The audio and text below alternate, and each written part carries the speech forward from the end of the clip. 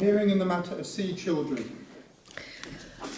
Yes, Mr. Setterite, before we begin, just to remind everybody here present that the court has made an anonymity order in the usual terms, that no one shall publish or reveal the name or address of the children who are the subject of these proceedings, or publish or reveal any information which would be likely to lead to the identification of the children or any member of their family in connection with these proceedings. Thank you. May it please my lady and my lords. In this appeal, I appear together with my learned friend, Mr. Gratian, on behalf of the appellant mother who's present in court, and the mother's legal team, which is the same team that appeared in the Court of Appeal, and Mr. Gratian appeared in the court at first instance, are now appearing pro bono. My learned friend, Mr. Hale, Queen's Counsel, Ms. Renton, and Mr. Michael Edwards, the last also appearing pro bono, appear for the respondent father. There's a change there because Mr. David Williams, who had been leading counsel in the Court of Appeal, is now otherwise engaged as one of the judges of the family division. And perhaps I should point out, for the avoidance of any doubt, so far as I am aware, there is absolutely no relationship between Mr. Hale and myself. Sadly, my lady, so far as I'm aware, that's definitely true. My lady. There is an intervener with permission of the court, permission granted on the 3rd of October, the International Centre for Family Law Policy and Practice. The court gave leave for written submissions only. Those have been prepared by Mr. Hames, Queen's Counsel, and Mr. Jarman, with counsel and solicitors also acting pro bono for the intervener, and both counsel for the intervener are present in this room today.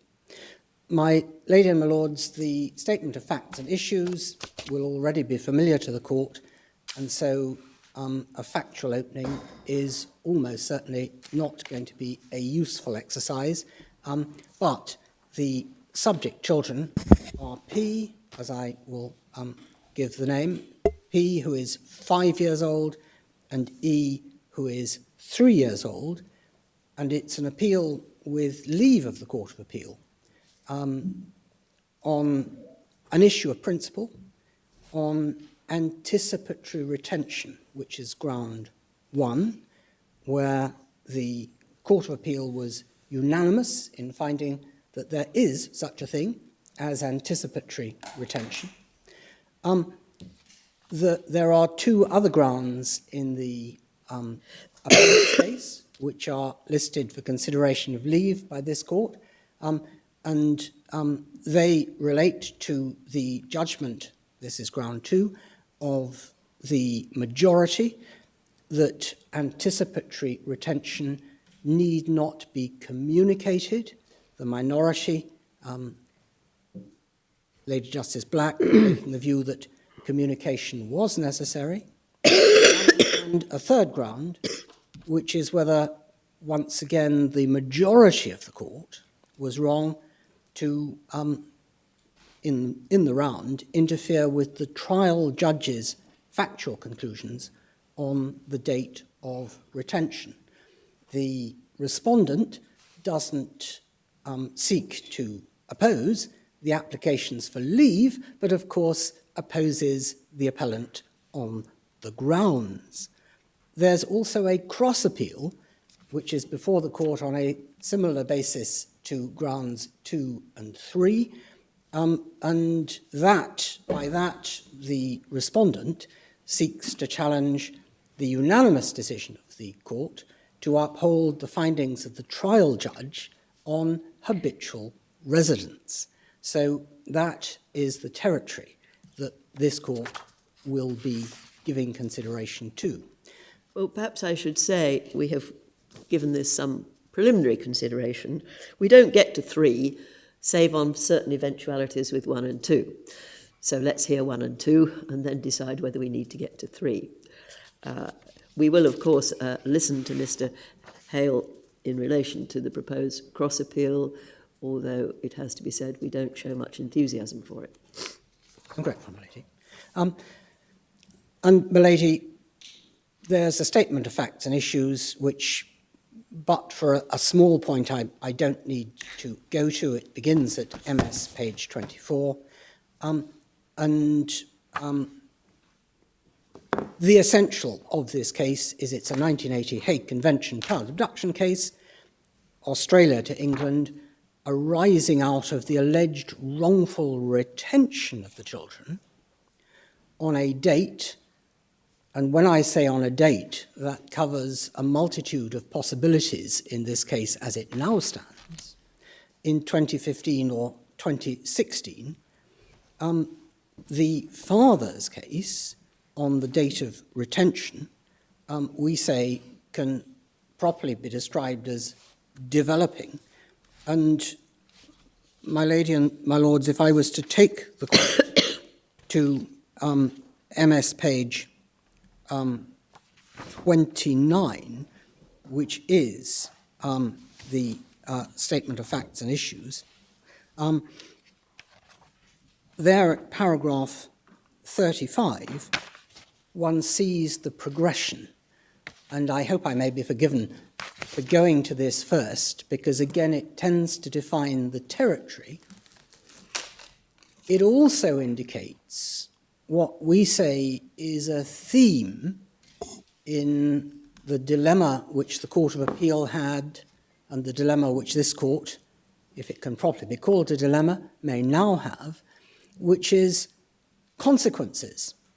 The consequences, if one can look at anticipatory retention, the consequences, if the bounds of anticipatory retention extend to uncommunicated retention. So at paragraph 35, there's the father's case at the final hearing. There may have been a wrongful removal in May 2015, depending on the mother's state of mind. If she'd had it in mind that she was never going to return, the father says that's a wrongful removal. A wrongful retention on 4 November 2015, which was the date of the mother's application to the Secretary of State for British citizenship for the children. A wrongful retention on the 11th of February 2016, when the mother sent a communication to the father on his case, indicating that she didn't intend to return the children. On an unspecified date in April 2016, that arose out of cross-examination in the oral hearing before His Honour Judge Bellamy, when the mother said, quote, "By April I felt we wouldn't be going back," unquote. And then finally, in May or June 2016, which was the date in the father's written evidence. Mr. Setright, you may be perfectly entitled to say that the case has developed. One would expect it to have developed. Surely we're really only now concerned, are we not, with B? Because was it not in relation to 35B that the majority in the Court of Appeal said that there had been no satisfactory analysis by the trial judge? My Lord, and that is the conclusion that Mr. Hale seeks to defend. My Lord, a yes and a no from me to that proposition. A yes, because of course your Lordship is absolutely correct in terms of what the determination was. But a respectful no, partly because of the broad range, as I said, which may come into the field of view if one has an anticipatory retention, but partly a rather harder-edged point because the father's case may have changed. And so if I can come to that now with another date, that,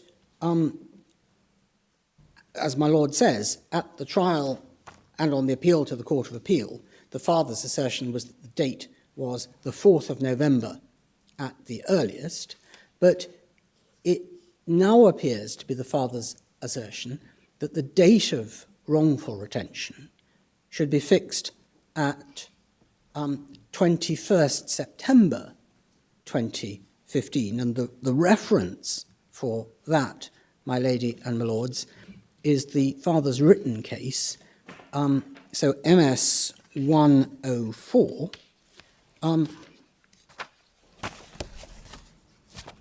at paragraph 6 to paragraph 8. And again, my lords, perhaps I can be forgiven for taking your lordships to it carefully. Paragraph 6, the father's case, the date of retention is the earliest possible date when it became clear to the court that the mother had no intention to return the children. That dates on or before the 4th of November. And then a few lines down, the latest date of retention is 4th November, the date that the mother lodged the application for citizenship. However, it's respectfully submitted that the reality, as acknowledged by the majority of the court, is that the date is highly likely to be much earlier. And the last sentence, the earliest known date on the mother's evidence is 21 September. That is the date of two of the statements which the mother made in support of her application for... Were they her statements or were they somebody else's? She lodged somebody else's. Your lordship is quite right. And she lodged them sometime in November, is that right? Yes. But they were, and if we need to go into it, presumably the question is what they said about the children's future. Yes. Do we know? We do know what they said, and I will come to that. But my lord is quite right. They weren't the mother's own statements, but it also begs the question if the ideation in those statements was A, attributable to the mother, and B, conform an anticipatory retention, is that indeed the earliest date? Because presumably a deal of thought will have gone into the preparation of those statements, and the date on those statements will merely have been the date on which they were completed. And if one is looking at uncommunicated intention, then perhaps one can legitimately ask the mother, well, when did you form the intention which resulted in the content, whatever it may be, of those statements? And so, my lady and my lords, at paragraph 8, it said by my learned friends, we say that this court should accept that father can plead the earliest possible date. So, if I can be forgiven that digression and explanation for my equivocal answer to my lord's question, that is it.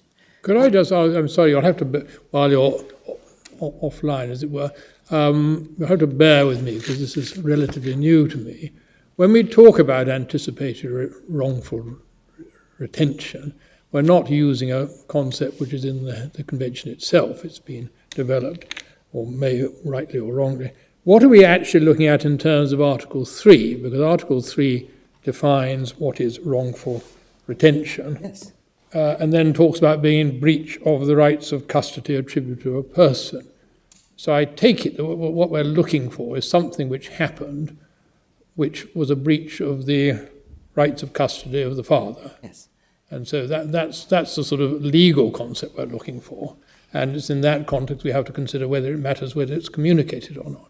And my lord has alighted on quite possibly the core element in our case. Perhaps it was well disguised, therefore, in our written case, but it will be less disguised in the submissions that we make. Good, I will not come to it. But with respect, your lordship is quite right.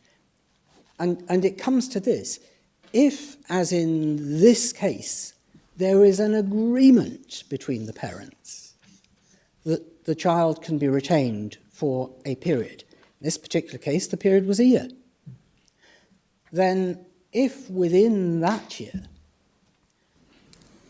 one of the parents says, well, I've changed my mind, I'm not going to return the child, is that a wrongful retention that's a breach of the rights of custody of the other parent, whether that other parent has agreed to a year.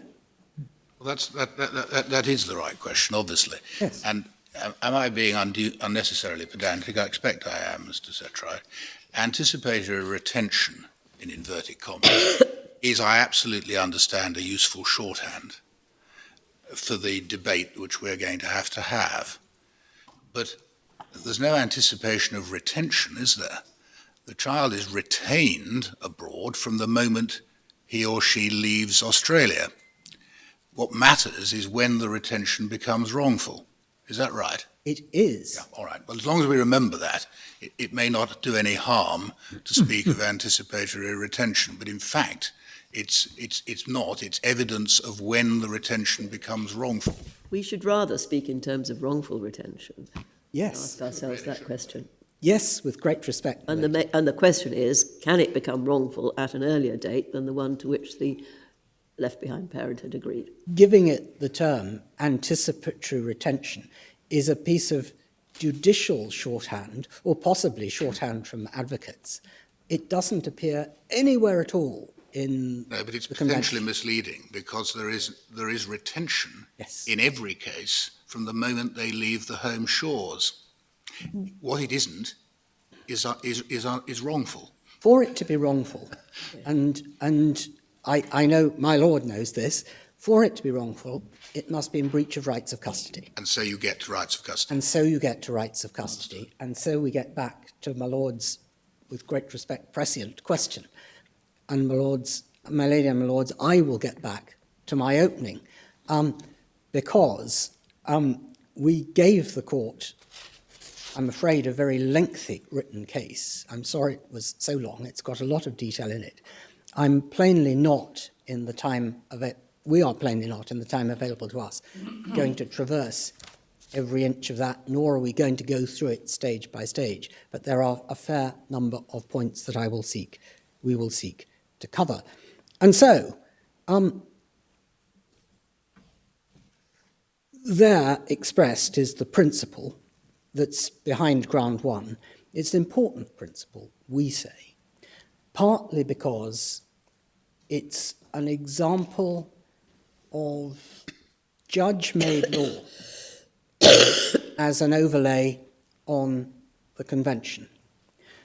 And one only has to read the judgment of the Court of Appeal, and particularly the judgment of Lady Justice Black, which is a long and detailed judgment and includes in tabular form an analysis of worldwide practice, to realize that there isn't a unanimity, and that whichever way this court decides, there will be consequences for individual cases. And I'm going to spend a little time on those consequences. So it's a case of considerable importance, not just for this case.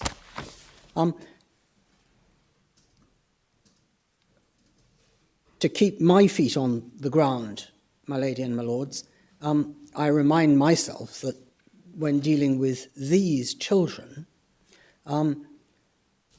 when the proceedings were commenced, which was in September 2016, Is it September or July? It may not matter, but somebody's given us the date of the 27th of July at some stage. It's in one of the judgments. Yes, the English proceedings were in September. Thank you. And the reason there's an importance to that, and this will be something we revert to. My Lord will know that Article 12 settlement is an issue in what might be called long-running child abduction cases. Article 12 provides that where the child has been in the jurisdiction for 12 months or more since the date of the alleged wrongful removal or retention, before the proceedings are started, and it's settled law that means the proceedings in the receiving jurisdiction, then if the child is settled in this jurisdiction, then that is a defence against a return. So September 2016 was the date of the commencement of the English proceedings. The children had physically been in England for 16 months, 18 months final hearing, about 29 months today, which is over half of P's life and 2/3 of E's life. I'm not making a point out of that, but simply saying that that's a matter that puts the case into a particular context. So, can you just clarify? You've pointed out that there is now some contention that wrongful retention, began on 21 September 15. You said only the English proceedings were brought in September 16. Were there 12 months between 21 September 15 and the date in September 16 when you issued?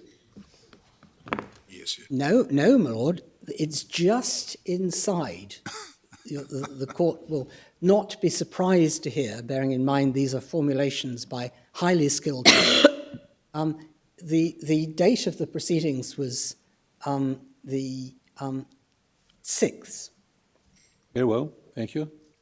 And therefore, the court will understand the submission that I made, or the reference that I made, to, well, suppose it's not the date that's on the statements, it's the date when a draft was formulated and approved, it's the date when the ideation that resulted in the statement came into existence.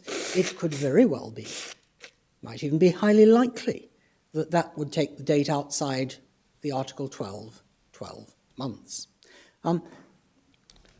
But the other observation, my lady and my lords, that I make about that aspect is this, that if one looks at the cases in which an anticipatory wrongful retention, that's a compound of the possibilities, an anticipatory wrongful retention takes place, and it's relevant. Well, if it's communicated, it's likely to be those cases which are furthest removed from the so-called hot pursuit, which is meant to be the target of the 1980 Hague Convention. As my lords will know, the convention is bracketed in its direct effect, subject to the defences under Article 13, by the 12 months in Article 12. The public view of child abduction is probably the snatch of a child, a hot pursuit, which within a matter of days or at the most weeks results in an application, which in common sense terms is best met by a speedy return. But if one is in and around the region of a year, then all sorts of problems can emerge. But one does, we say, get rather further from the core intendment of the convention. So, my lady and my lords, there are the issues of principle, and if we may, we seek to divide them up in to some categories. First of all, is what's alleged, which is a preemptive notification, can it amount to a wrongful retention where it preempts the end point of a substantive agreement? If it can, is it necessary for it to be communicated to operate? How, if it exists, if it's acceptable to the court, should it be identified by a court at first instance? Is it to be judged objectively, or is it to be judged subjectively? That's a debate which occupied the time of many judges and ultimately the House of Lords, when looking at consent and acquiescence. But there isn't necessarily an analogy to be drawn there. This is different territory.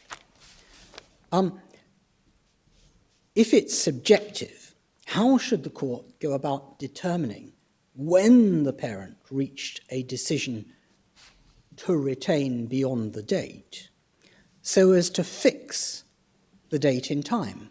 And again, anticipating what we'll go to in more detail, the case of Re H and Re S in the House of Lords said that there was a fixed terminus R quo for wrongful retention. And in that case, one had to take the earliest date. There was a reason for that. These were two conjoined, not sure they were conjoined, they were heard together, two appeals heard together in the House of Lords, where the earliest dates of wrongful retention predated the coming into force of the Convention in, respectively, Canada and the United States. And it's good law that if you have an alleged wrongful act that predates the coming into force of the Convention doesn't operate. So could the appellant, sadly both appellants had me as their junior counsel, could the appellants say, well, retention's a continuing state, we can pick a later date which conveniently falls within the periods when Canada and the United States were members of the Convention? No, said the House of Lords, with the lead judgment by Lord Brandon. So does one set about looking at the earliest date if it's subjective? If it's objective, what sort of actions, words, manifestations might be taken as demonstrating the decision? And if I can take my lady and my lords to our written case. Might it not be both? Yes, it might. The settled subjective intention never to return, coupled with acts which manifest that. Yes. The one might be evidence of the other, or they might be freestanding justifications. The range of possibilities in cases is almost limitless. The range of choices for this court, with great respect, is probably also somewhat unrestricted. So if I can take my lady and the lords to MS page 46, which is our written case, we give at paragraph 25 some examples, they're only examples, of issues that arise as to the identification of an anticipatory retention. And they include whether it's the decision of the parent to retain a child that amounts to the retention. I'll try and filter out the word anticipatory, that relates to the retention or something more. If it's the decision, how does one decide when the decision was taken? That's my point on, for example, those statements to the Secretary of State. If something more than the decision is required, that is, for example, an action, what types of action are sufficient to demonstrate that there's an anticipatory retention? Third, must it demonstrate unequivocally? Again, importing that word shows me, I'm afraid, resorting to a trap which advocates and courts have fallen into down the ages in the Hague Convention, because it's always been the case when trying to define Hague Convention issues restrictively that judges have tried to put glosses on the concepts. We give examples. The Court of Appeal put a gloss of exceptionality on child's objections. That was something which I think had to be dealt with twice by this court. there was a gloss, there were a number of glosses on Article 13b, which is the defence that it can be a reason to refuse a return if there's a grave risk of physical or psychological harm or an intolerable situation, if there is a return. And then with consent, does consent have to be clear and unequivocal? Does it have to be cogent? Some have said it has to be in writing. Those are just some examples. If there has been a trend in this court and in the House of Lords, in its numerous decisions on the Hague Convention, it has arguably been to strip away judge-made glosses as tending to be extremely unhelpful because although in many cases they are designed to provide either what the appellate judges at the lower level think is likely to be a helpful summary approach, or they are intended to promote what those judges consider to be the appropriate use of the convention, and sometimes, of course, to get what is seen as the right result in individual cases. In fact, they are extremely unhelpful because for every case in which there is a good effect, there will be another in which there is a deleterious effect. But the Hague Convention works best if it is treated without glosses, as its makers intended. And my lords and my lady and my lords, I will come to that in due course. So at 3, with that lengthy caveat on the use of the term unequivocal, must the action demonstrate unequivocally that the other parent has resolved that they will not return, or is it sufficient for the action to be consistent with an intention to retain the child, even if its effect might not be to prevent the return on the date agreed? And finally, 4, just as our examples, might certain actions be sufficient of themselves to amount to an anticipatory retention without the need to examine the intention of the retaining parent? If so, where does that leave the intention of the parent as an element of the inquiry?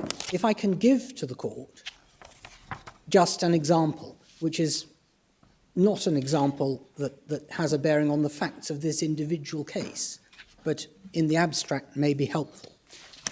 If one supposes that a parent who has permission to keep the child in the jurisdiction for a year and has accordingly placed the child in a primary school with permission, it's obviously sensible that a child here for a year should be educated.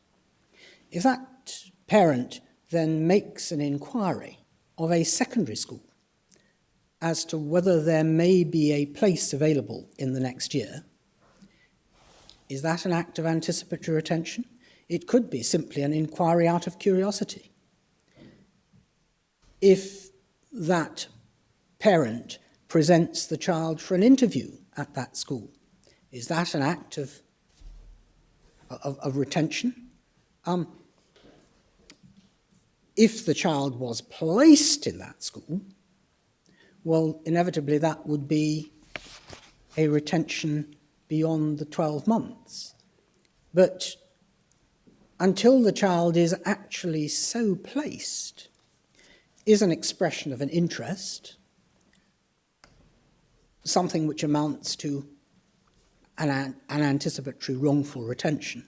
That might very well depend on the state of mind of the parent. And Why is placement a retention? Yes, Child can ma'am. always be taken out of school, but it's actually compulsory to have a child in school. yes, maybe with respect, I was going to come to that. That is the end point. The end point is this: parents can and do change their minds. Parents sometimes are creatures, as are we all. Some of us are parents too, of emotion at times. And a parent may say on Wednesday, I'm not going to send this child back to Australia. And on Thursday, well, yes, I suppose I am.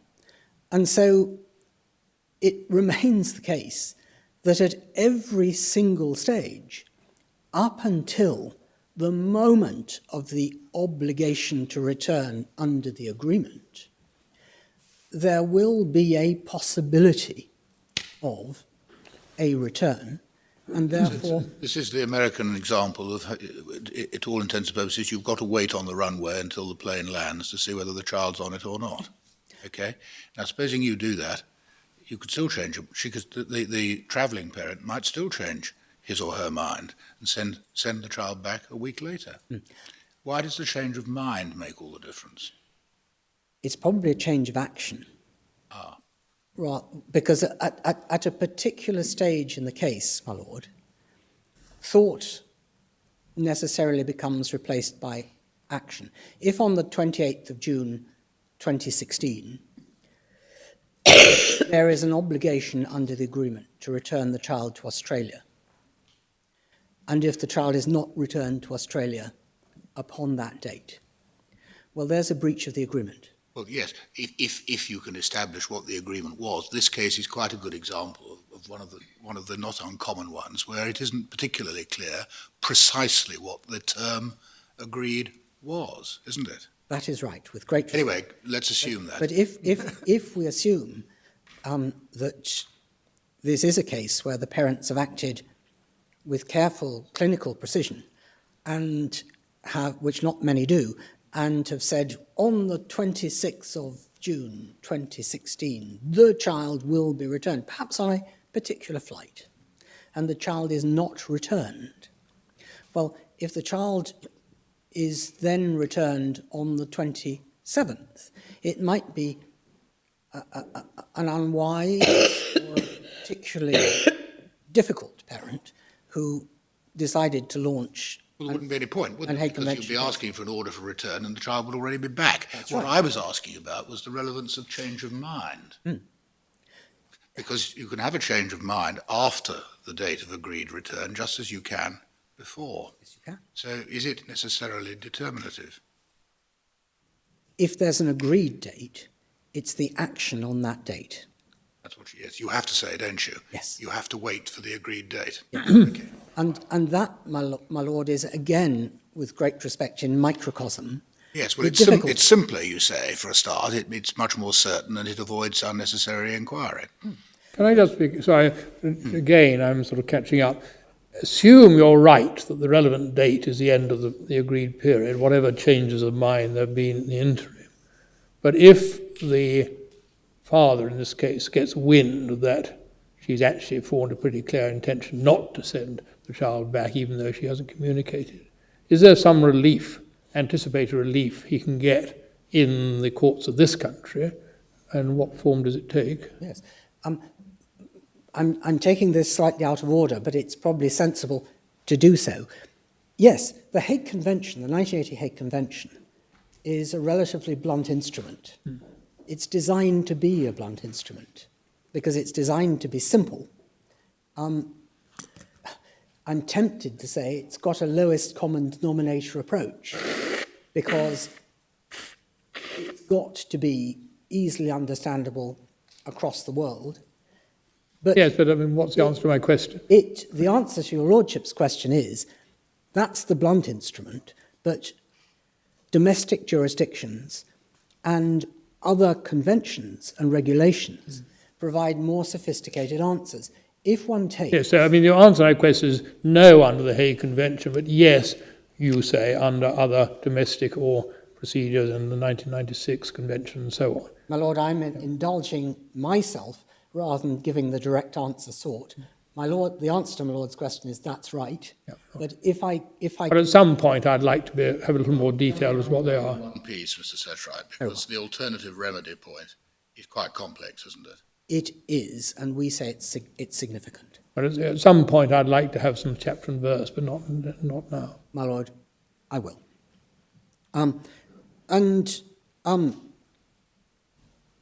The difficulty, we say, my lady and my lords, with the judgments of the Court of Appeal as they stand is that they give next to no guidance to puny judges as to how to deal with this difficult question.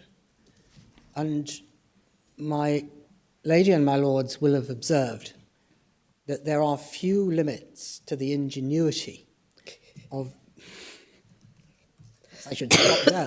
There are few limits to the ingenuity of those who practice in Hague Convention cases, because the stakes are seen by their clients to be so high.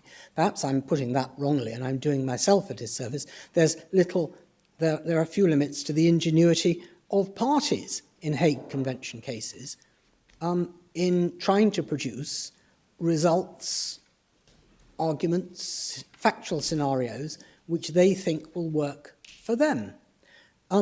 And if, following the decision of the Court of Appeal in this case, if matters rest where they are,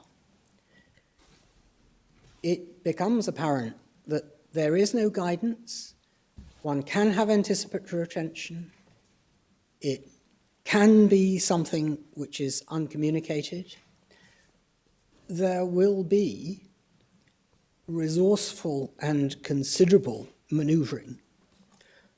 First, by retaining alleged retaining parents, either to deny an intention or to shift the date so that on the one hand they bring it forward to a date when the child's habitually resident, or on the other hand to bring it back to a date when they fall within Article 12 and the child need not be returned.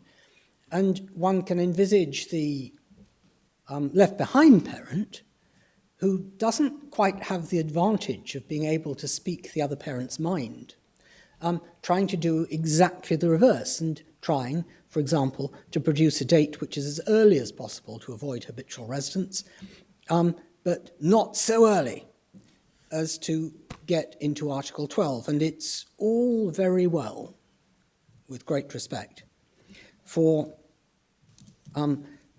sentiments about the need to treat Hague Convention trials as summary events.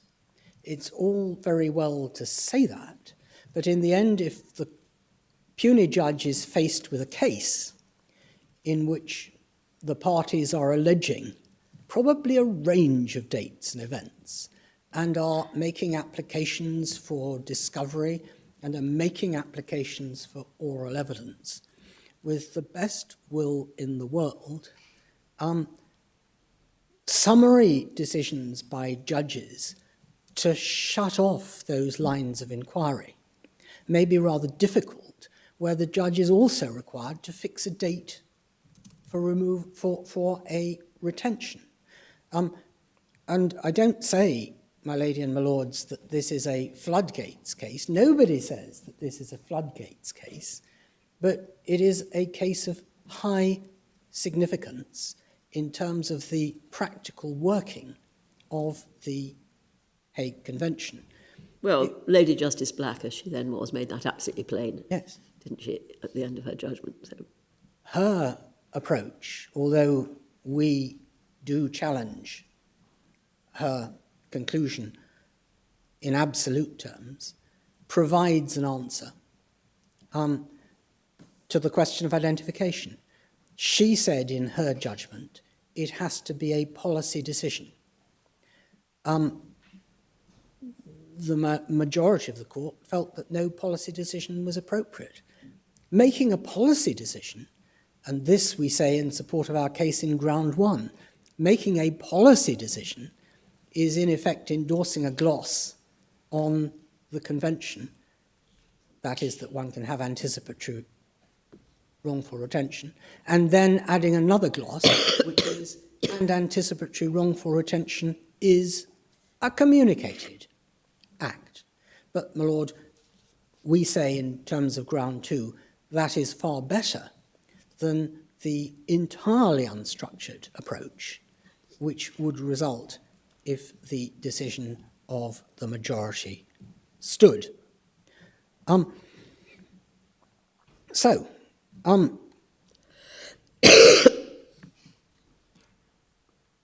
it's therefore plain, we say, that this is an important issue. A reading of the decision of the Court of Appeal also shows a context in which, in the view certainly of the majority, it had become particularly important.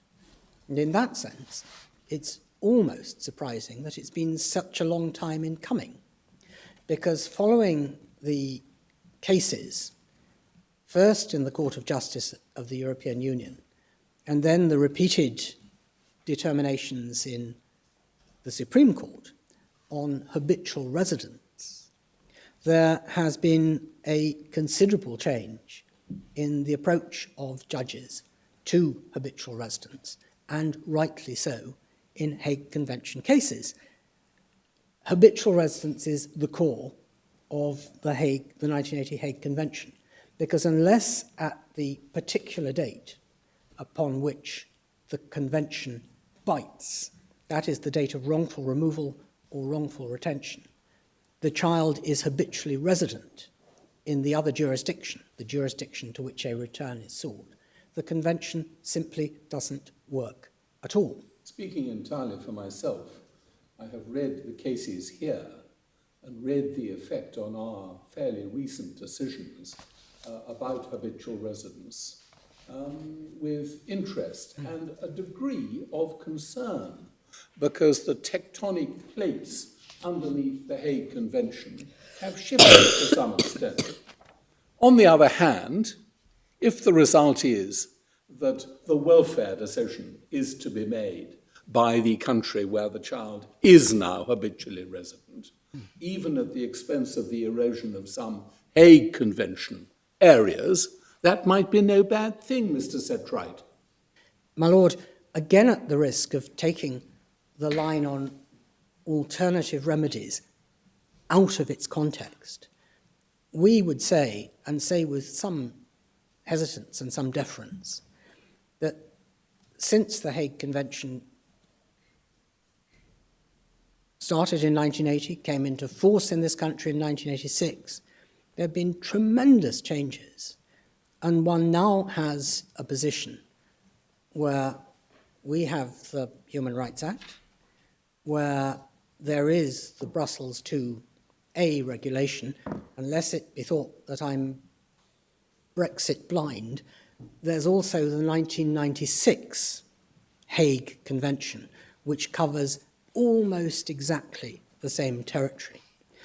And that means that people will not be in countries covered by those two instruments without a remedy, even if outside that convention and that regulation, the courts of this country will ensure they're not without a remedy.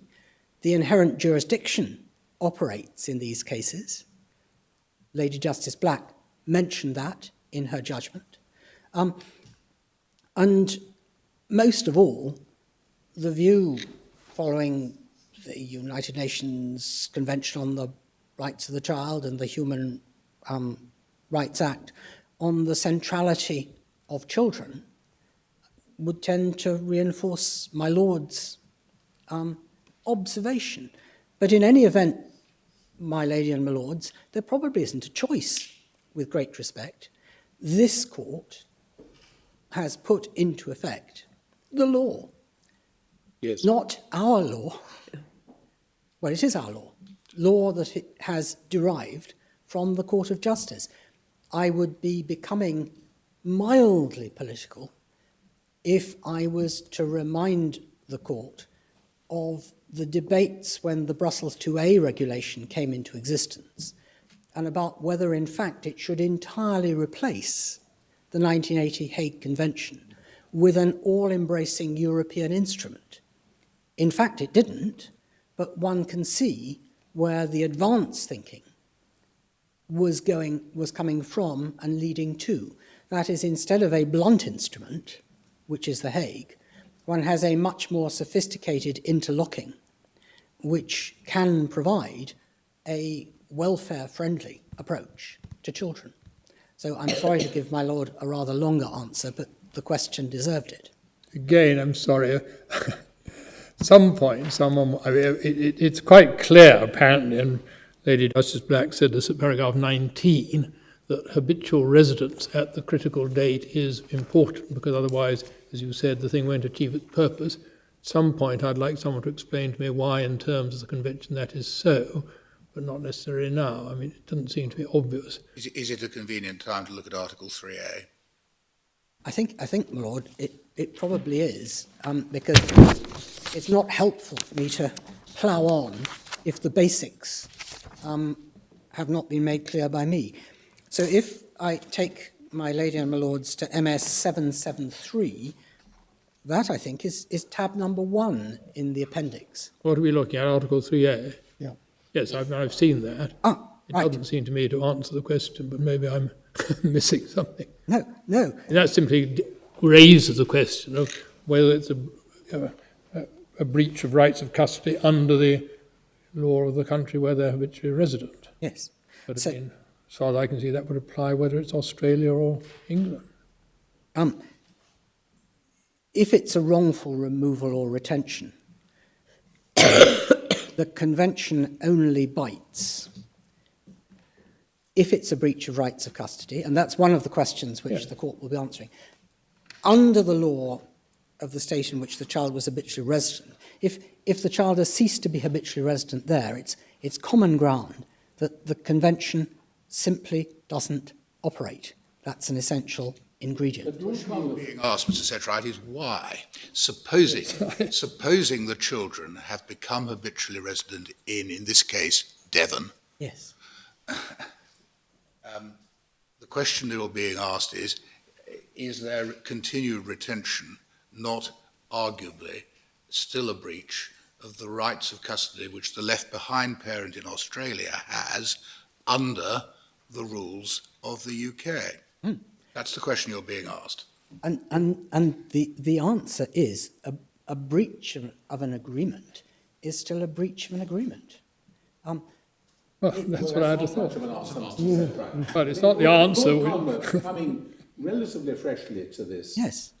area, does he not, a very basic point, which is that for 30 years, we practitioners in this area have proceeded on the basis that if the habitual residence has changed from the country from where the child came, that is the end of the Hague jurisdiction. But the convention could have said so more clearly, Mr. Setright. What I would invite my lady and my lords to do is to turn the electronic page to Article 4.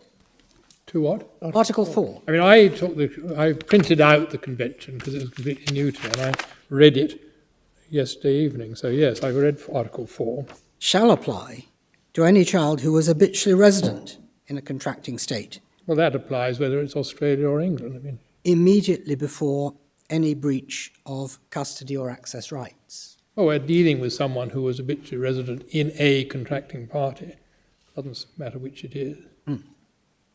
I mean, don't take up time on this if it's all common ground, but I would like... It is, but it's a very interesting point. Because what strikes me coming into this, that habitual residence has sort of developed its own momentum in a way which actually creates considerable tension as to how actually you apply these provisions, which may not have been anticipated, 10 years ago or 15 years ago. If I take my lord to Article 12,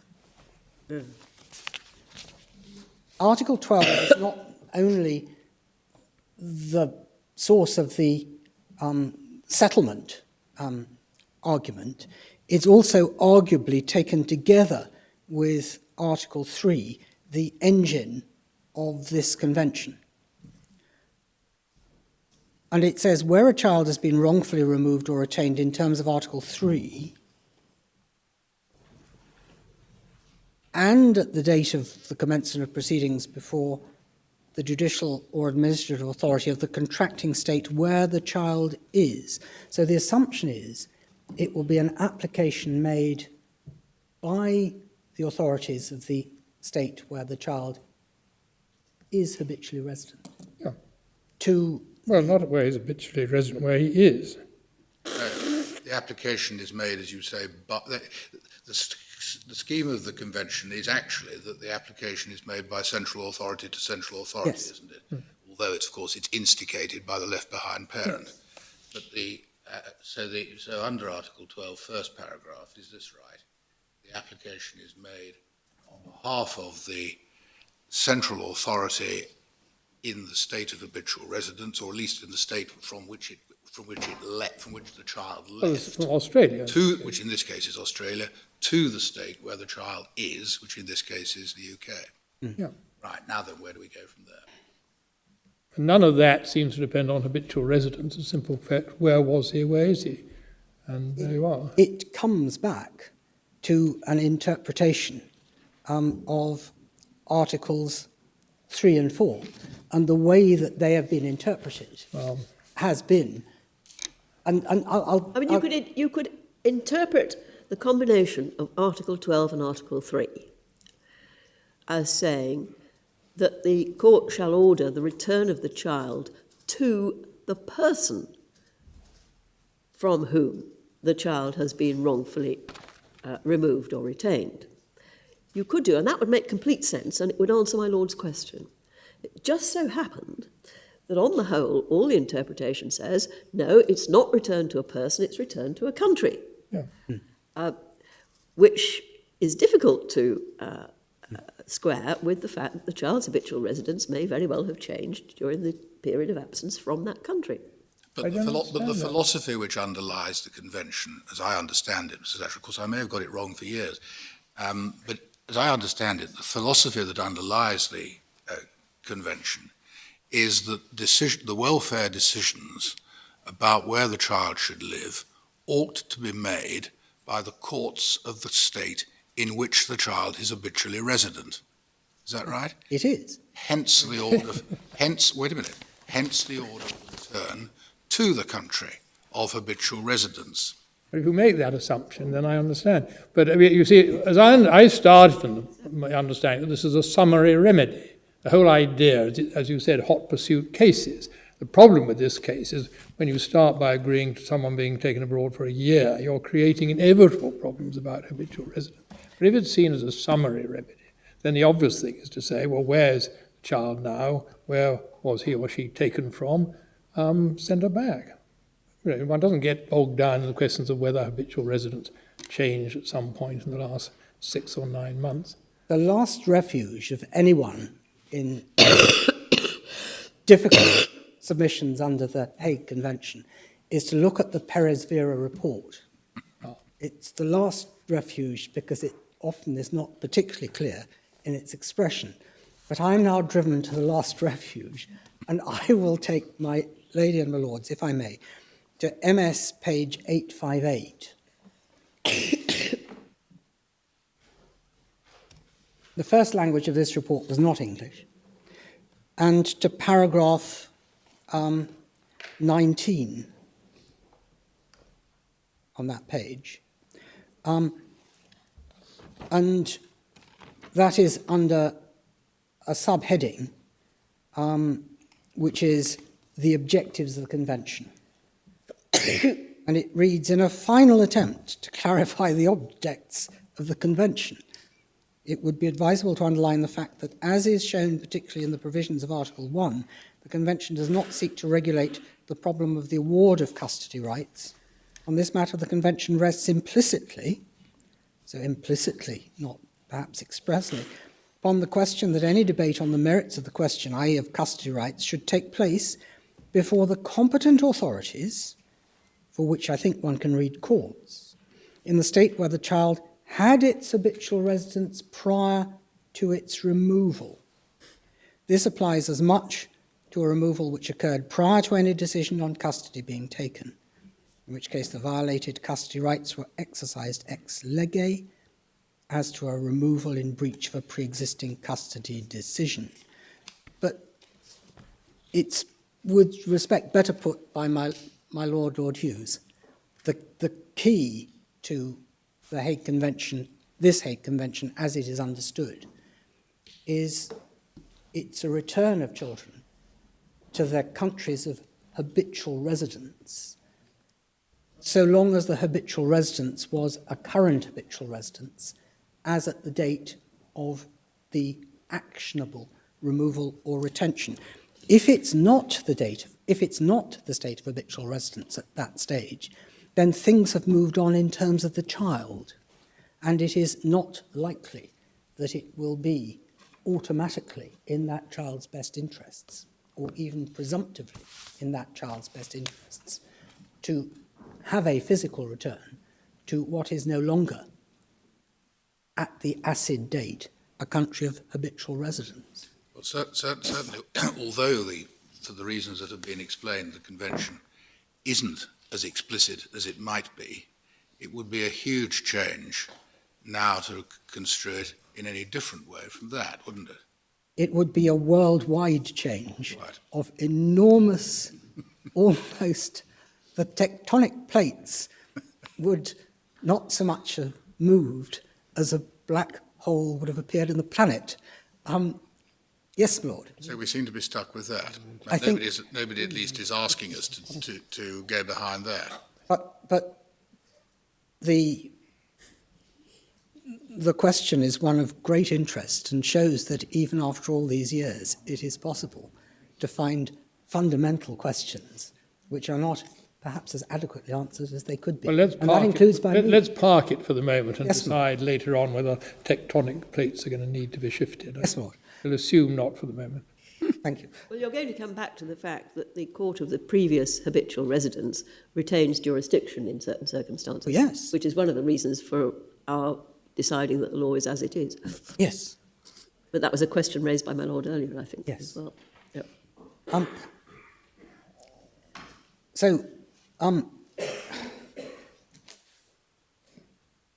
Having identified the importance of the issue, probably I don't need to deal in introduction in any more depth than I have with the impact, if left, of the decision by the Court of Appeal. But we say that not only in terms of what might be called the purity of the Convention, that is to say, what is a breach of rights of custody, and how can one have a clear breach of a right of custody until it is actually broken. The difficulties which would be raised in the uncertainty of the positions of the parties and the uncertainty of the positions of children would be relatively prodigious. We say that one of the greatest advantages of the 1980 Convention is predictability. If its result is one which is easily defined and reasonably well understood, then it acts as a deterrent to some degree, and parents who are tempted to use it can be told with a reasonable degree of accuracy what the likely result of an application will be, and applications can be determined speedily and clearly and probably without productive appellate activity. Do the other thing, and the reverse, regrettably, applies. So, may I have a moment, my lady and lords? I ought to just go over this, shouldn't I? Yeah, thank you. Yeah, so,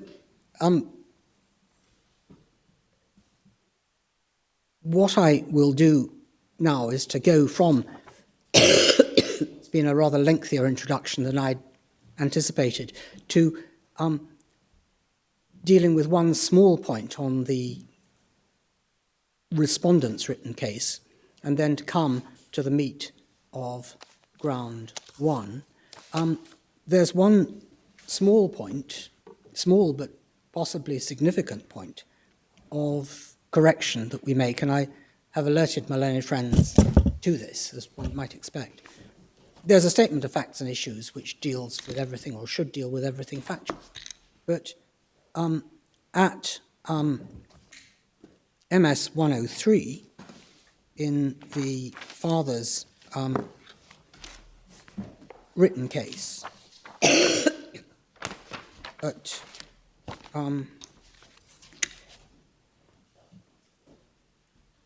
I'm sorry, I gave you the wrong reference.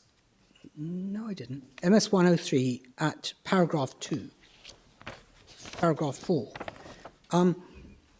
The father's written case asserts that since the children's retention in England and Wales, the fathers only had direct contact with the family for one period, which was in November 2016. Well, that simply isn't so.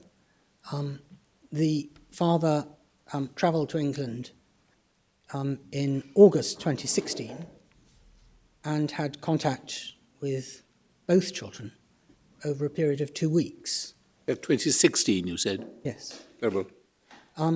And what I'm not going to do is to go into other areas at this stage where factual assertions have been made in the father's case, but that's a hard-edged misstatement which I can correct.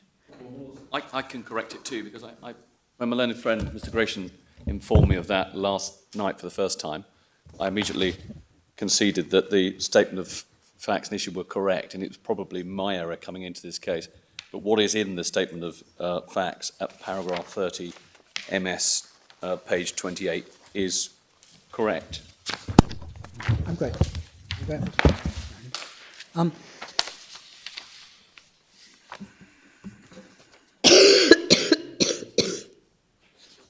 And so, ground one. And if I want to provide myself and my lady and my lords with a waypoint in our written case, the area I'm dealing with is from MS 48 to 53, but I don't invite your lordships to look at it. The aims and purposes of the Hague Convention, we say, are to protect rights of custody, the breach of which engages the return mechanism under Article 12, which I've taken the court through. It also technically provides for the protections of rights of access under Article 21. But as interpreted in this jurisdiction, Article 21 receives very different treatment to the rest of the Convention. And we are not concerned in this particular case, we say, with the protection of rights of access. We are concerned with the return under Articles 3 and 12. A breach of rights of access, as interpreted in this jurisdiction, doesn't give access to, doesn't provide a route to a return mechanism. If I was to take my lady and my lords to MS 1401, that is the case of Re K. 1401. 1401, tab 4.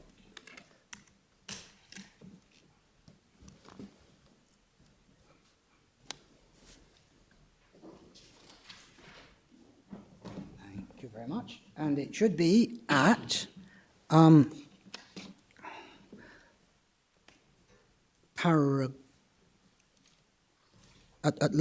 paragraph 2. That's the judgment of my lady. There is a definition. Rights of custody would appear to have at least two functions. One is to identify those removals or retentions which are presumptively, don't think that's presumptively in terms of anticipatory retention or removal, it's presumptively in terms of effect, so harmful to the welfare of a child that the authorities must take swift action to return him to the country from which he's been taken or kept away. Many international removals won't be harmful to them at all. For example, where their united parents take a well-planned sabbatical in another country or even emigrate permanently. Other international removals may or may not be so harmful. Clear distinction between rights of custody and access. The Convention does not presume that removal or retention in breach of is so harmful that the child must instantly be returned. Another function of rights of custody, therefore, is to secure that long-term decisions about the child's future are taken in the country where he was habitually resident immediately beforehand and not in the country to which he has been taken. So, my Lord Garnworth's question is answered judicially by Lady Hale.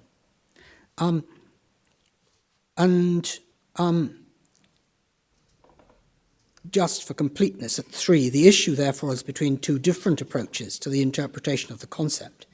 Is it to be interpreted strictly and literally as a reference to rights which are already legally recognised and enforceable, or is it to be interpreted purposively as a reference to a wider category of what have been termed inchoate rights, the existence of which would have been legally recognised had the question arisen before the removal or retention in question? Well, that's not this case, is it? So, Save something completely different. this, that I will be taking the court in due course to part of the judgment of Lady Justice Black, where she deals with agreements having legal effect and the breach, with an analogy with Section 13 of the Children Act. That is the section which provides a limited permission, without having to go to the court, to parents to remove children from the jurisdiction for holidays, and is also probably the root of a domestic relocation jurisdiction. So we say that there's a clear separation between rights of access and rights of a right, as it were, of a return, and an attempt by or on behalf of the father somehow to elide the two and to say, well, it's terribly important in the protection of access that there be a wide approach to anticipatory wrongful retention. Well, that happens not to be the approach to the Hague Convention. That we say that it is, of course, relevant to consider rights of access because the father had and has always had the opportunity to ask a court about his rights of access. And he could have made that request at any time. Australia is a country that's a signatory to the 1996 Hague Convention. Once again, an habitual residence-based convention, which provides that orders made in the Australian family court in respect of a child will be enforceable with very limited arguments against in this country if there's a jurisdiction in Australia and the child is in England. But it depends, does it, on habitual residence? It does. So that your Australian order is enforceable under the 1996 Hague Convention in Bristol or wherever, providing it was made in the country where the child was habitually resident at the time of the order. But the scheme of the 1996 is that when habitual residence goes in the one country, on the working presumption that there won't be a period of no habitual residence, which is a working presumption that this court made in a case called Re B, that the country which has taken up the habitual residence will have a jurisdiction. So if not in the family court in Australia, then the family court in England and Wales. Follow that. That Article 21 applications, so applications to secure rights of access under the 1980 Hague Convention, which are made in our domestic jurisdiction, now attract non-means, non-merits tested public funding. So he could have done that, but he didn't. A breach of rights of custody, as opposed to a right of access, engages the return provisions of the Convention. I'm going to take my lady and my lords to our written case at MS 49.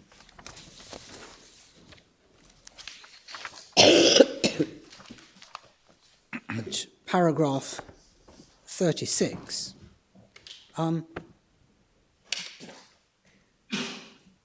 And there is an extract from Professor Perez Vera on the objectives of the Convention. I've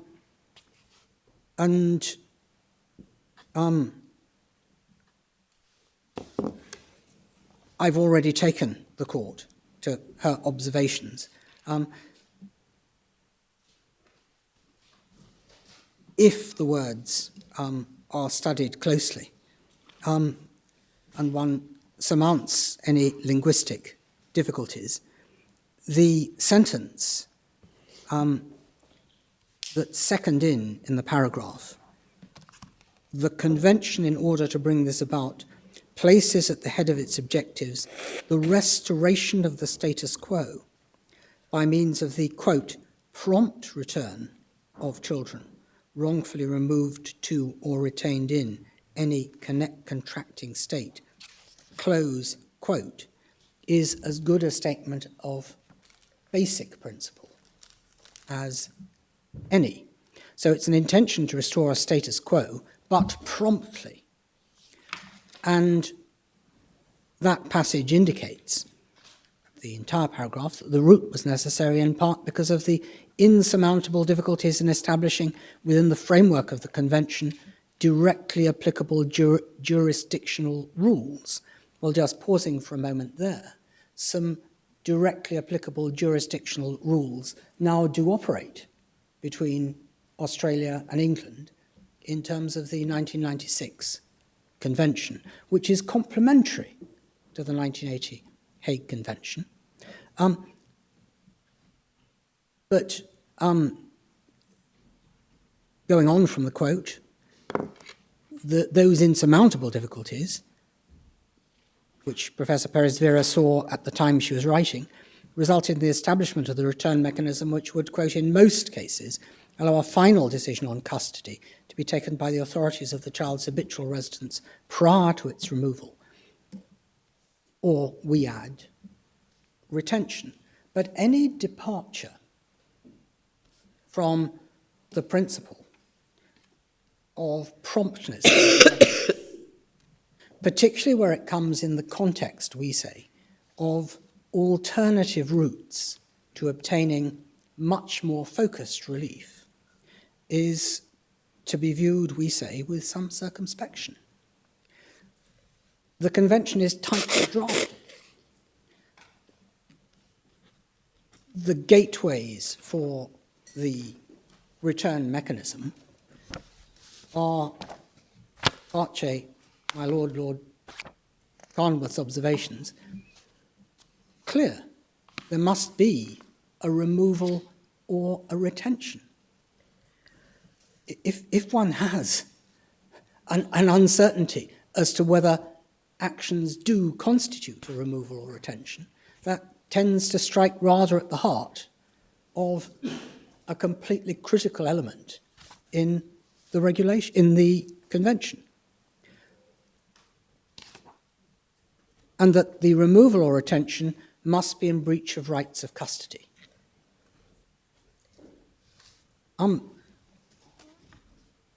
We say also that there is a welfare element to the Convention, that's something which has been traversed in enormous detail in various cases before the Supreme Court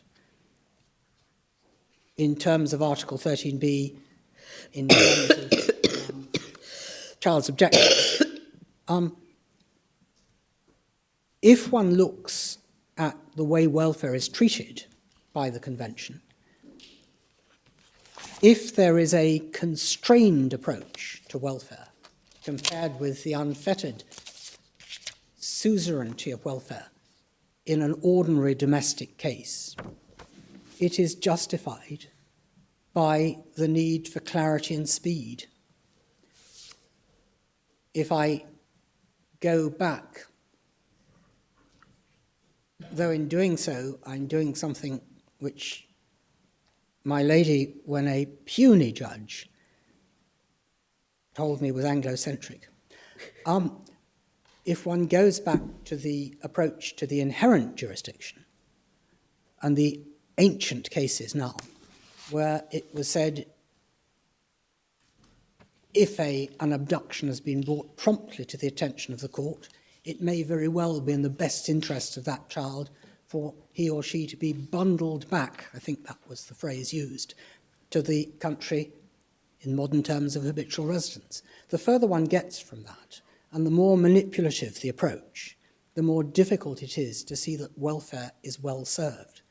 And that comes also to the point referred to by my Lord Wilson in the context of what we've done in this jurisdiction and what the Luxembourg court has done to habitual residents. Probably, in the round, it is all promoting of, rather than detracting from, a welfare-friendly treatment of children under this convention.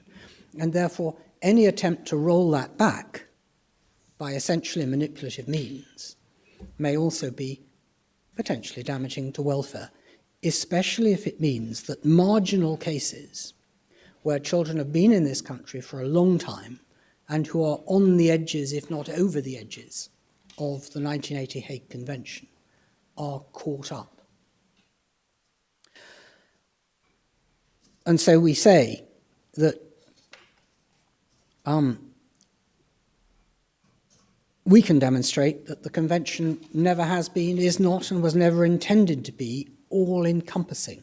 Part of the thrust, and it's attractive thrust, of course, of the respondent's case is surely the Hague Convention must be encouraged to work in as many circumstances as is possible.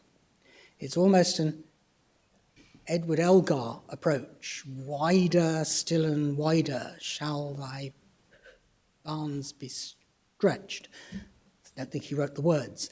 But that's not actually the objective of the Hague Convention at all. Arguably, in the modern era, it doesn't need to be wider, still and wider. It's a last-ditch emergency remedy when nothing else will do. And because it's an emergency remedy and because it is draconian, no one should strain, particularly if that straining goes against another principle, which is the approach to habitual residence, which is itself something imbued with welfare. One doesn't need to strain to try and make something which was intended to be limited all embracing.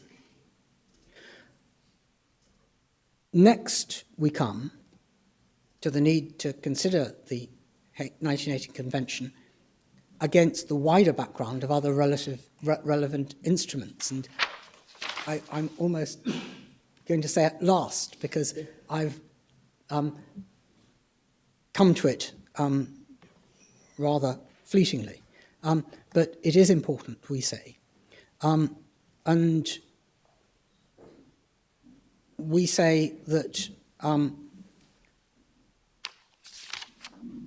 other provisions, including the 1996 Convention and including B2A, and the domestic courts, including by the provision of substantive relief in the domestic courts, like the making of an access order. And if there was an access order, and I hope I'll be forgiven for using a pre-Children Act term, at the making of an access order, contact order as we see it in this country. In this country, if this country is the country of habitual residence, a contact order would be enforceable in Australia in 1996. So it works both ways.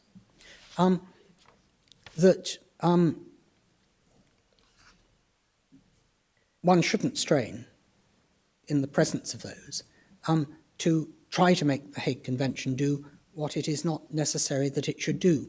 May I take, my lady and my lords, to the judgment of Lady Justice Black, MS 186, please.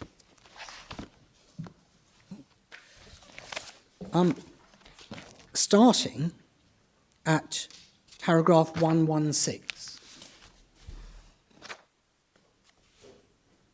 And so, having identified at 115 the advantages of the 1980 Convention, Lady Justice Black, as she then was, reviewed alternative remedies, and she said over the page, these may, depending on the countries involved and the place of the child's habitual residence, be governed by Brussels 2A.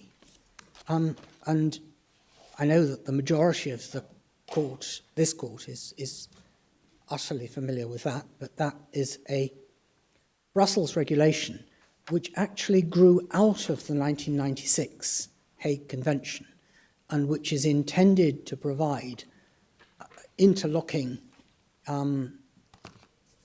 jurisdictional provision based on habitual residence with some exceptions, so that one can reliably identify which country has jurisdiction to deal with a children's case.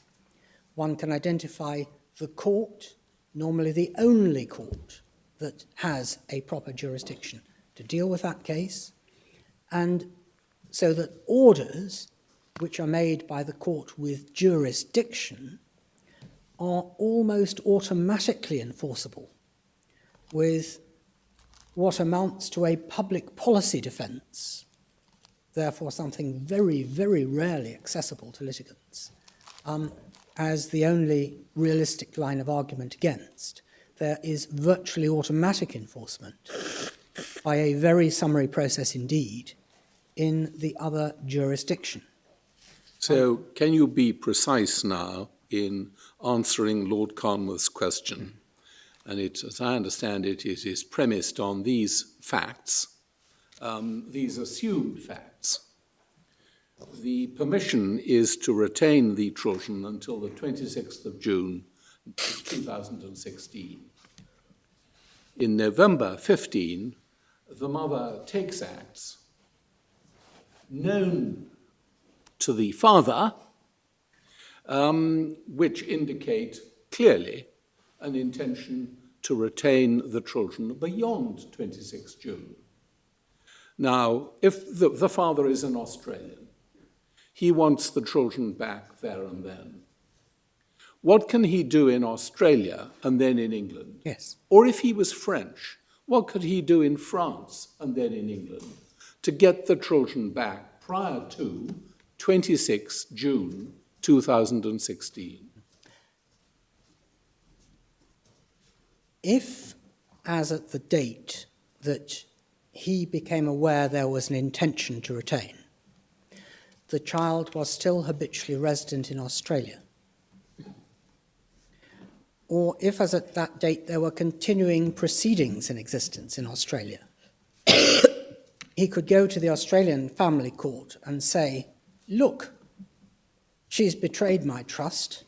I want an order, please, for the immediate return of this child to Australia. On a welfare basis? On a welfare basis.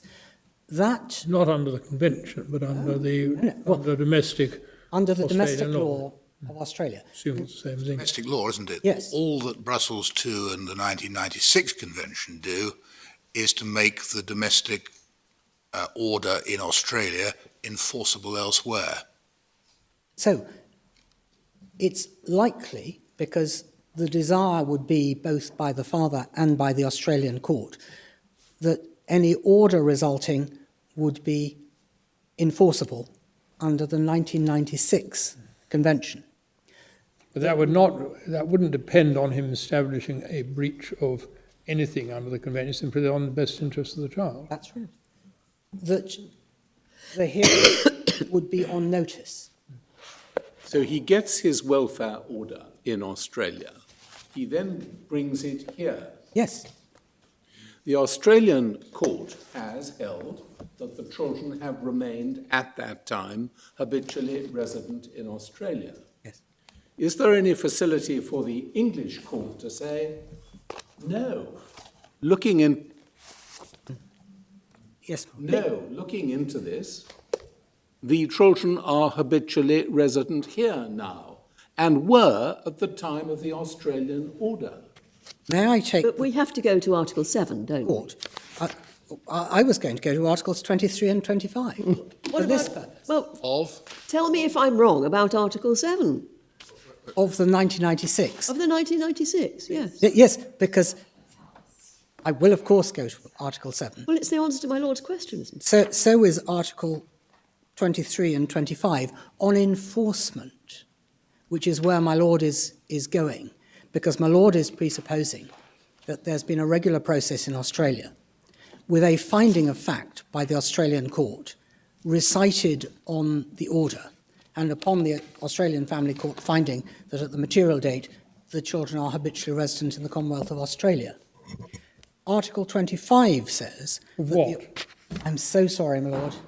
1986. Behind, Mr. Secretary, including me. Where is... MS 801... Well, so we've been talking about Article 7 of the 1996 Convention, which I've been looking at. Now you're taking us to Article 25 promise of the 1980 Convention. that I will go... No, I promise that I will go to Article 7 in a moment. But MS 801 is the 1996 Convention, which is the one that provides for jurisdictional comity. Yes, I got that. And perhaps if I take it in turn, Article 23 is the root of the enforcement jurisdiction. The measures taken, Article 23(1), by the authorities of a contracting state, and here we're talking, therefore, about the judicial authority of the Commonwealth of Australia, shall be recognised by operation of law in all contracting states. Then there are the grounds for recognition, which are exceedingly limited, far more limited than the grounds for non-return under the Hague Convention. The reason for that is, of course, that these are fully informed welfare decisions. The reasons are designed to ensure procedural regularity. So, does that mean that the question of habitual residence is treated as settled in Australia?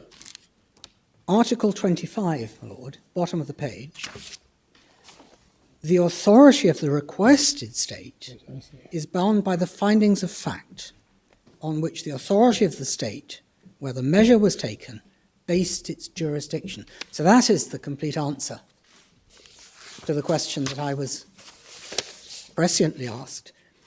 If the Australian Family Court says, we find that habitual residence is in Australia, there is no way that an English jurisdiction can attempt to revisit that. It cannot be done.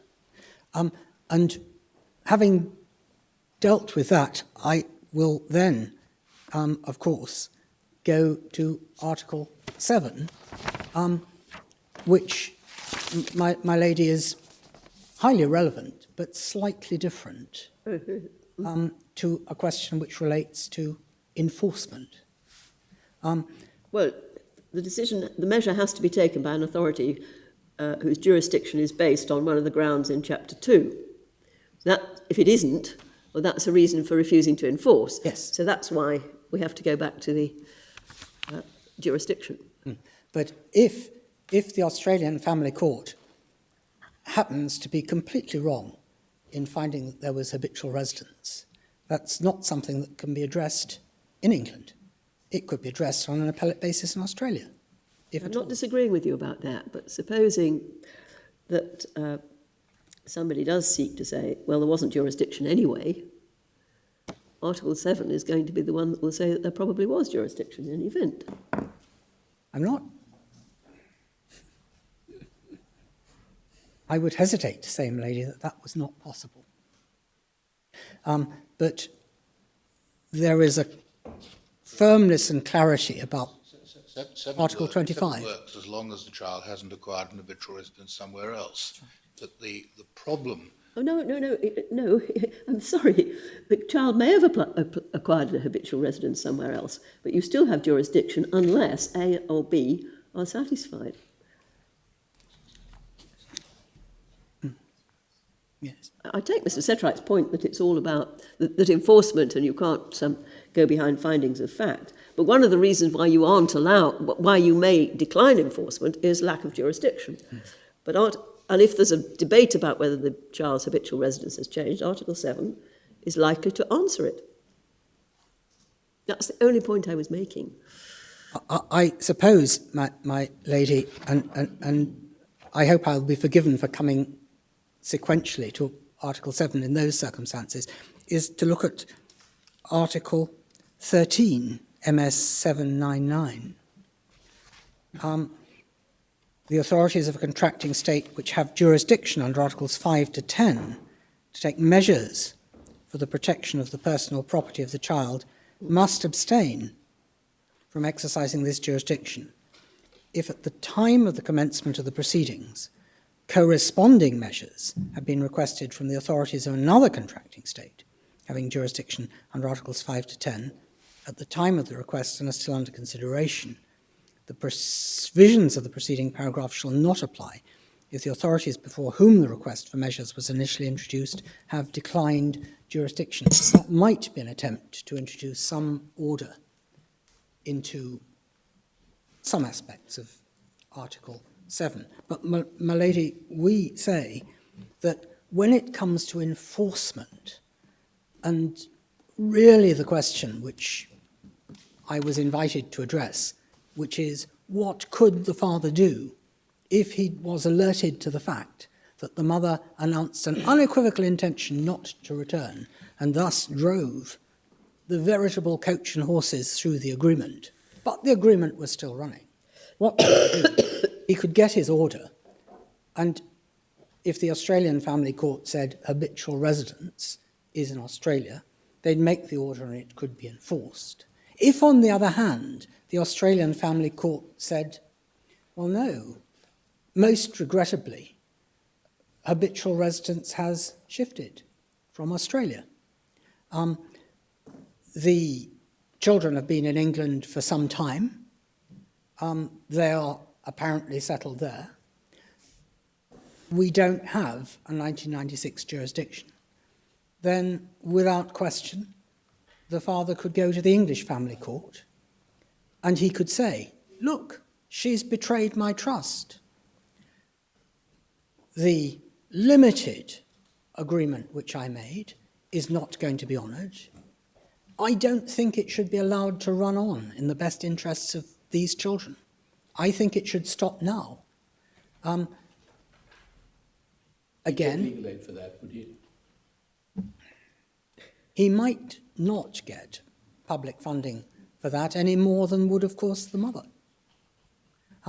And that, with respect, is probably not something which should be held against this, because in almost certainly the vast majority of jurisdictions, there isn't public funding for ordinary parents in ordinary welfare cases. It's just one aspect of whether there are wonderful alternative remedies here is practical, Mr. Setright. Another is the idea of an Australian judge conducting a welfare inquiry into the welfare of two children who are in the West Country of England, together with their mother. How realistic is it that can be conducted, even if there was habitual residence in Australia still? My Lord, it nowadays is not as difficult as it once was, because it is possible, and there are arrangements whereby assistance from providers of social work evidence can be commissioned locally. We also have in extensive use video links, which all puny judges of the division are now utterly familiar with. And it's no longer the case that determining an international case necessarily requires the physical presence of the adult parties or even the children in the jurisdiction. This would be almost certainly a relatively quick-fire preliminary consideration. The Australian judge might hear the parties, might hear the mother by video link, with the children remaining in this jurisdiction, and might say, well, back you come. We'll have a full welfare investigation when you've brought the children back. And then if you want to make a relocation application, you can make it from here. Or the judge might say, well, no. Actually, all the reasons, the welfare reasons, why it was appropriate for the children to spend a year in England are still in place. It's no difficulty for the children that for the moment they remain there. So I'm not going to order an immediate return. But the judge might then say, but I'm going to do something which certainly under the 1980 Hague Convention could not be done. I'm going to order that there's some contact. I'm going to order that there's provision, perhaps it'll be funded by the mother, that you fly over to England and see the children, or I'm going to make provision that the children are flown to Australia for 2 weeks for some contact. During that period, they could see a welfare officer, because I, the Australian judge, am going to case manage this case, even if I'm not ordering an immediate return, for a proper welfare inquiry. There are all sorts, there's an infinite range of possibilities, all predicated on the welfare of the individual children. But what there isn't is an absence of jurisdiction. There will be a jurisdiction. There is, I suppose, my lady and my lords, another step that the court could take, and perhaps I should go back where I had started, which is to Lady Justice Black's judgment on MS 187. There she sets out the instruments, and she then says, where these are not applicable, jurisdiction will depend upon the principles applicable in the country concerned. I don't intend to extend what's already an overlong judgment by looking further into the detail of the jurisdictional rules. I think it can be fairly said that in most cases, that is, most cases in Europe, out of Europe, in the 1980 Hague Convention, but in or not in the 1996, because the range of 96 countries is smaller at the moment than the range of 80 countries, that by one route or another there will be a court with jurisdiction to make orders about the child's situation, including an order for a return. The order would then need to be enforced in the country where the child is, but assuming B2A or the 96, it should be straightforward. And then at 117, should the children have become habitually resident here, the father may be able to seek an order from the English court under its inherent jurisdiction for their summary return to Australia. And so that's another... This read, if I'm right in remembering it, reaches back to pre-Hague Convention 1980 English jurisprudence, which achieved a similar result. Is that right? That was, I think, a Saudi, it was a Middle Eastern case. The Hague Convention wasn't in play. But you're right, of course, that the English courts under the inherent jurisdiction have in the past, from time to time, said of a child who has been removed from a foreign country, we abstain from any detailed welfare inquiry. We're satisfied that the welfare of the child requires that he be returned for it to be adjudicated upon in his home. Now, that, of course, is true. But what I'm just wondering is whether you can envisage any situation in which that jurisdiction might be exercised by an English court where the habitual residence has become the United Kingdom. Mm. Well, my lord, regrettably, in the case of Riel, the Texas case, and my lord, it's at page MS 1444, where in the judgment of Lady Hale, the inherent jurisdiction is dealt with. That was the case where a Hague failed because a Texas court had ordered, the American courts had subsequently said quite wrongly, a Hague return to this country, and the child had been here for some time.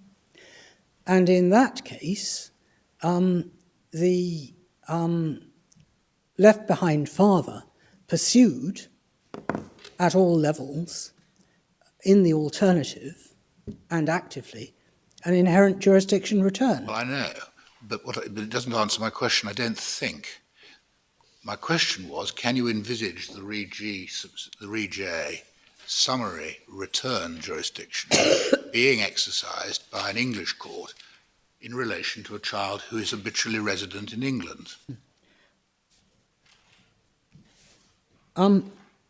Well, yes, my lord, is the short answer to that. It would be difficult. Well, in what sort of situation might that happen? If, on a summary basis, the court formed the view that it was overwhelmingly in the child's best interests to be returned on a summary basis. Even though now habitually resident here, yes, I see. Even though now habitually resident here. I don't want, because I think it's probably a distraction to take your lordships through what was said in the Texas case. I've given the reference. But what this court did was, having found against the father on his carefully argued Hague Convention appeals, to hit back at me on behalf of the mother and say, no, there's no evidence against a summary return, and we're going to order one under the inherent jurisdiction. And that is exactly what happened. Background to that was a very strange order in Texas, wasn't it? It was, but I think probably a better answer to my Hughes's question would be that, following in particular upon the careful reasoning in Re B, the seesaw case, the de-integration and integration case, where there is a seamless process of the loss of habitual residence in one country and the acquisition in another, that is a development that has occurred since the X case. And were I making the same submissions now as I was attempting to then in that case, I might have said a little bit more about welfare where habitual residence has shifted, but I might have found the same robust approach in my court, which might well have said, yes, Mr. Setright, there's going to be an inherent jurisdiction return, because that, on a summary basis, is in this child's best interests. But, my lord, it would be extremely rare. Wouldn't it? It would be extremely rare. But, put, if I may say so, in another way, why should the inherent jurisdiction not be used where there is an anticipation of a wrongful retention, where there's still an habitual residence, but the agreement has not run its course? It might be entirely unnecessary. It's a piece of sophistry, because the Australian court or the English court would have the power in their domestic jurisdiction to do it anyway. But one way or another, there is, we say, an alternative jurisdiction. So if I may go back to Lady Justice Black, at paragraph 117, there she dealt with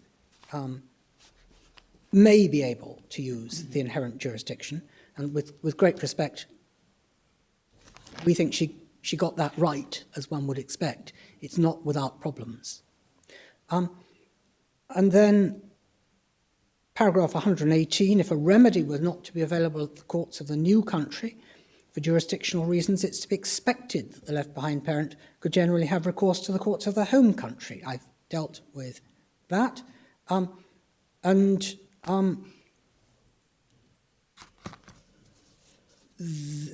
She goes on at this point, assuming, for the sake of argument, the Australian law broadly resembles our own, the father could make an application to the Australian court for an order that the children must, in their best interests, be returned forthwith to Australia. That's enforceable. Lady Justice Black said that would entitle him to apply under the 1980 Hague Convention, but realistically, why should he? And risk all sorts of Hague Convention defences. One of the submissions which Mr. Gratian and I made to Lady Justice Black and the other members of the court was that things have moved on, including in the world of the international movement of children.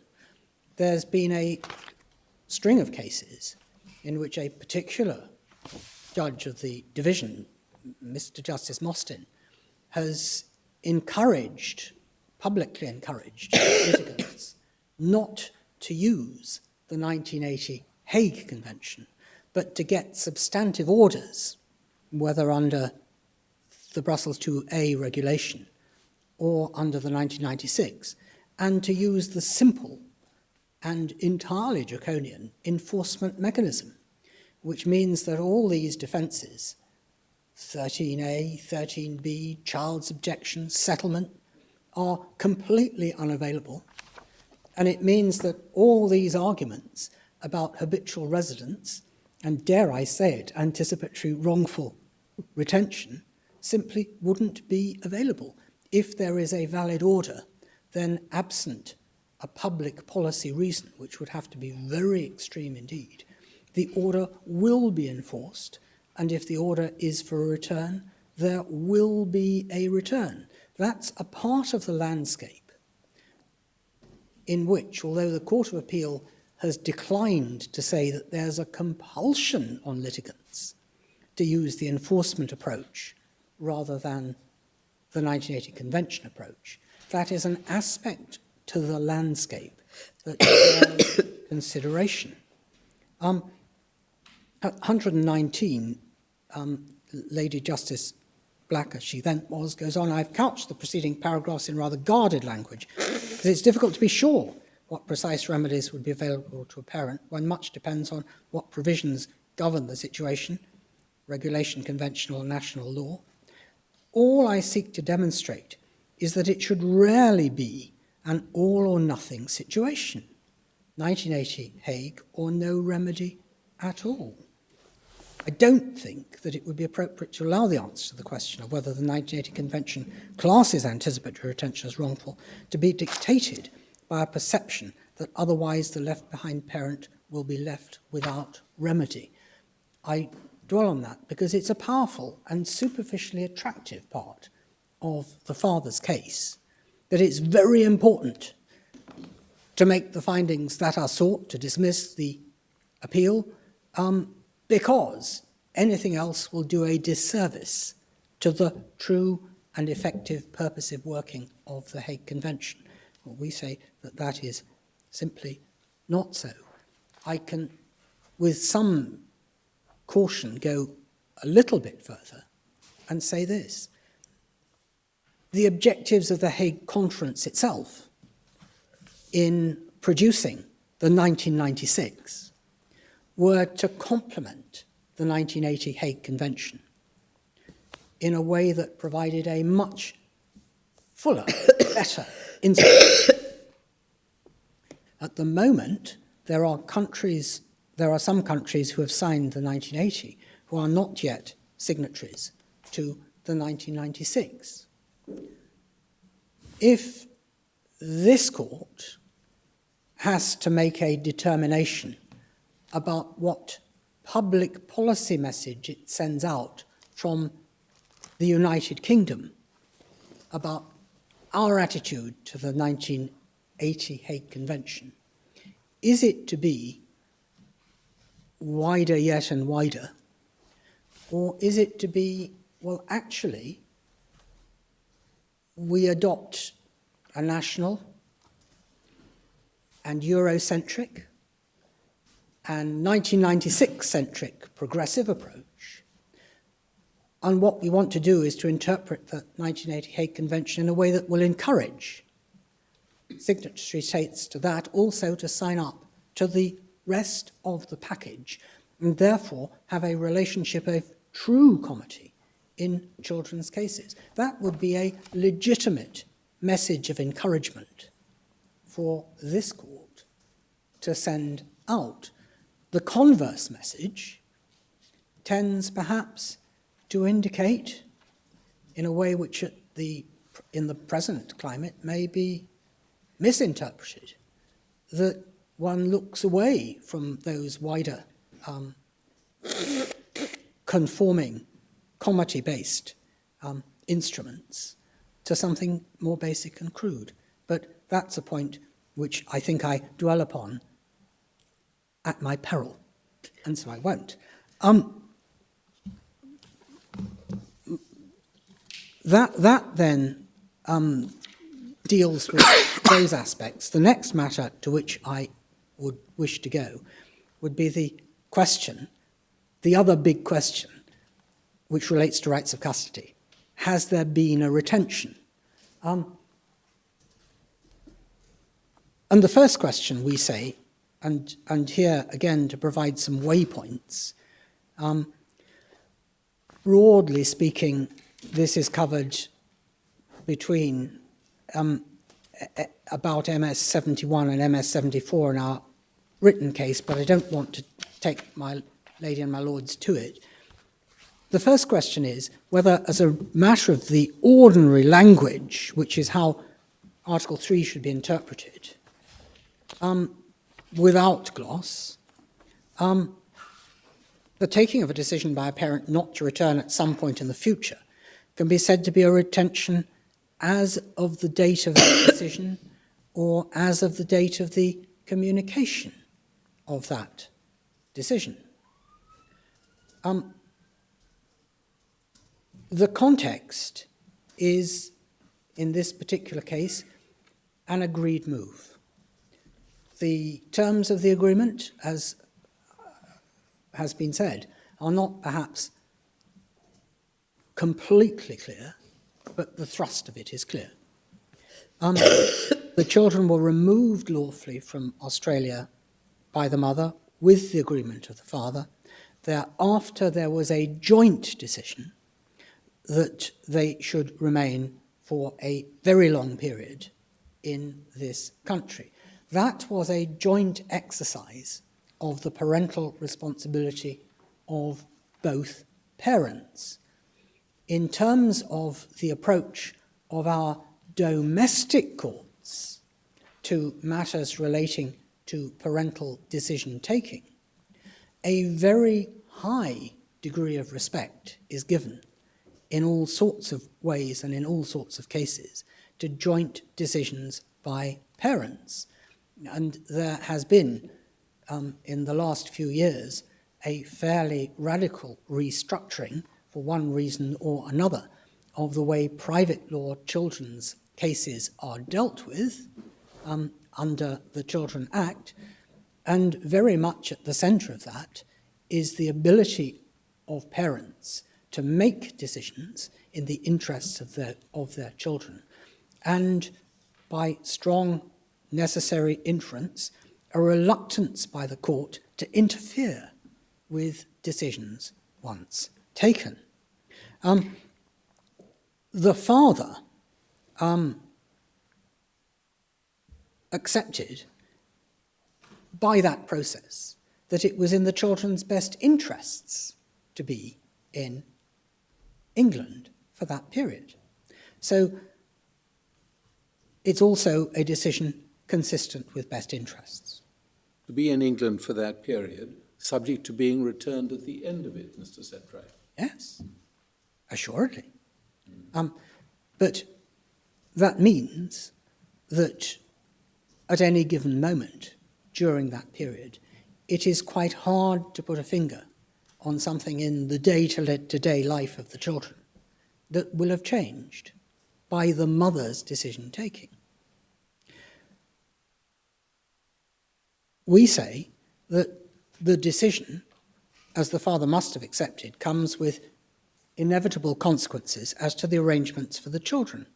For example, the father accepted, and I don't want to take my lady and my lords to the references, but it's all there in the evidence, that it was necessary and beneficial for the children to be placed into preschool with regard to P, and for childcare arrangements for E. Naturally, one would expect that.